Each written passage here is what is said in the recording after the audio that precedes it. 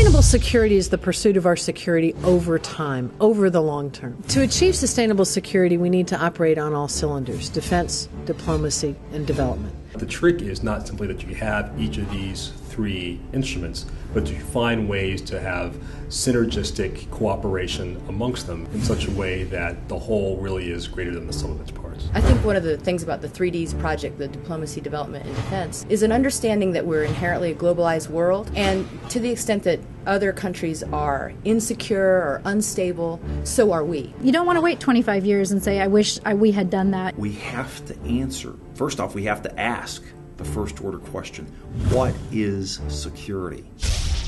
And it requires, in effect, that we rethink our traditional notions of security, which have always been defined in terms of what we protect within our own borders, to actually joining together with nations around the world in thinking about security on more global terms and on a more collective basis. I'm a preacher, so I come at this from a biblical point of view. And the Hebrew prophets were clear that the way to have a secure nation was to do right by poor people.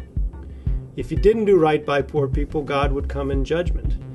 And I don't think you have to believe in God to get that. There needs to be a meeting of the minds, identify the core capabilities of each of the three: development, diplomacy, and defense. In defense, for example, we know that we are very effective in fighting wars. We've got the best military in the world. Traditionally, we prepared for war because we considered peace the status quo.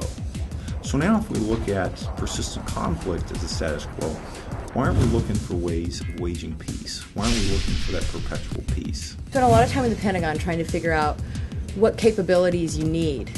And traditionally, you think of military capabilities as hardware. You know, what airplanes you need to buy, what tanks do you need to buy. But when it comes to stuff like this, if you could create, the stability and security tank, and then you could pitch it up to Congress and you could buy that thing, that would be great. But it just doesn't work like that. Diplomacy needs to be more than just conversations with other countries. It needs to be a strategic tool that allows us to forge coalitions, to talk to and persuade our adversaries, to engage our allies, and to, if you will, connect our efforts with those of our allies around the world. It's bridging us into the 21st century and enabling us to actually work with nations around the world in building a more robust and holistic approach to security. Development needs to shift from being the poor stepchild of defense and diplomacy to be a full-playing member of the 3D team. Development's critical. It's not a sideline issue. It's not something that we should think of as an aftermath of, we should do development, or we should provide, we should provide food aid because there's a crisis. But we should be thinking about looking around the corner and saying, how do we address those issues before they become problems? And for sustainable security, what we've got to do is recalibrate those. We need a strong defense.